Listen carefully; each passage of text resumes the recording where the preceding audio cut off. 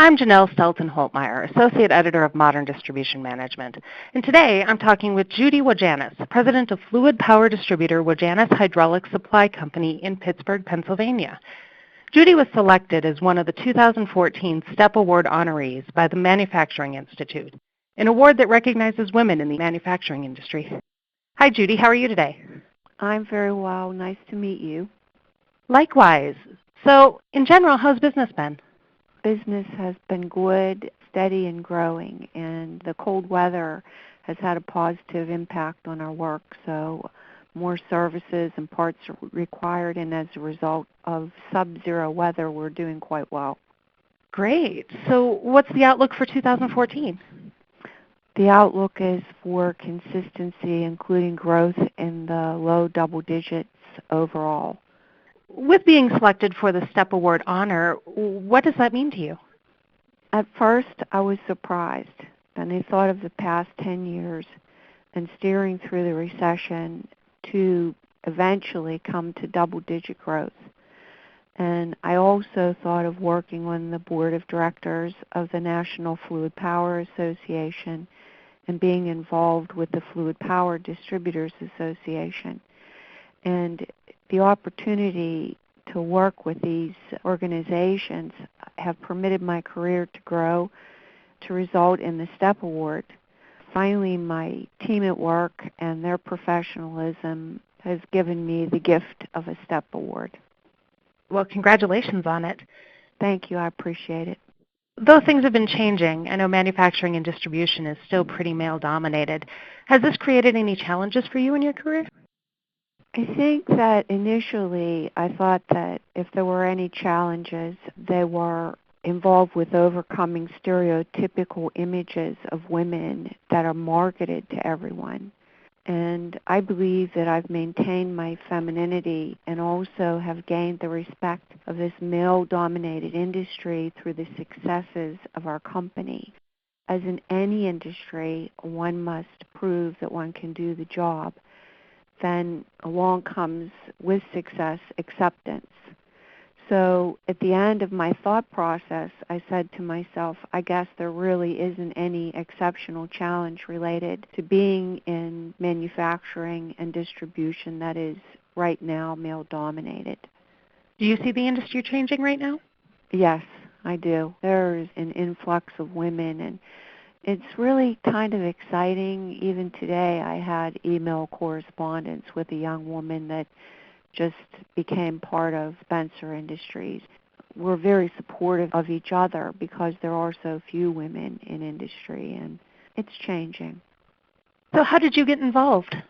Well, my husband and I were co-founders of Wojanis Supply Company. He headed up the engineering and sales, and I managed the human resources and accounting. So we were true partners in the business. 10 years ago, he passed away, and I had to make the thoughtful decision if I wanted to pursue continuing the business. At that time, we lost the outside sales and engineering staff. They had started their own business to compete with us. So there are a lot of people in industry that would look at me and say, wow, that's such a big obstacle to overcome. Why would you do it? Well, it was for respect for my husband and his name in the industry, and the fact that we had worked for almost 30 years at that point to grow the business and to develop a really good local business for our community. So do you think it's important to encourage more women to consider these industries as careers? Definitely. The demographics dictate that women must enter into industrial careers to meet the needs of the future. Without the influx of women into industry, there will not be enough to fill the gaps left by those retiring from manufacturing and distribution. Also, diversity creates innovation, and women will help to revolutionize the future of manufacturing and distribution. What advice do you have for young people just entering the industry? I would say start in middle school by taking STEM classes, math and science. I would encourage young people, even in middle school and high school to take advantage of industry-sponsored competitions, such as the Fluid Power Challenge that's sponsored by the National Fluid Power Association, BOTS IQ that's a very strong competition for high school students that's sponsored through Hamill Manufacturing here in western Pennsylvania. Then there are other organizations by other industry-led companies. Also, when in high school, talk to adults that you know are working in manufacturing or distribution. If you find it interesting and you get the opportunity to visit a company, please do that. You know, most companies are open to touring people and giving them the opportunity of learning what industry is like, what manufacturing is like, what distribution is like. Then it's very helpful to get an internship, whether you pursue a community college or a four-year school, and investigate what careers exist in manufacturing and distribution before you make a long-term commitment in pursuit of your education.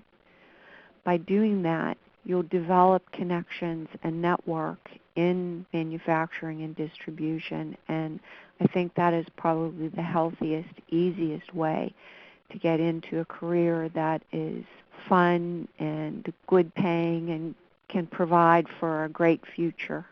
That sounds like some great advice. This last question is one that we ask of all the people that we feature in this segment, and that's, what keeps you awake at night? In other words, what three things do you think distribution and manufacturing executives should be keeping front of mind right now?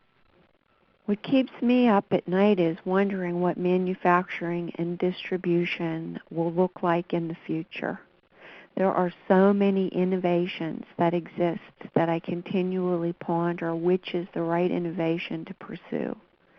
And how do we in distribution and manufacturing change to not only continue to be successful, but also to make America stronger and to level the trade imbalance in a manner that is environmentally healthy for those who follow us in industry in the future.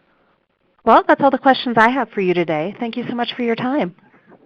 I appreciate you taking the time. I hope that anything I've said can be of interest and of help to promote our industry.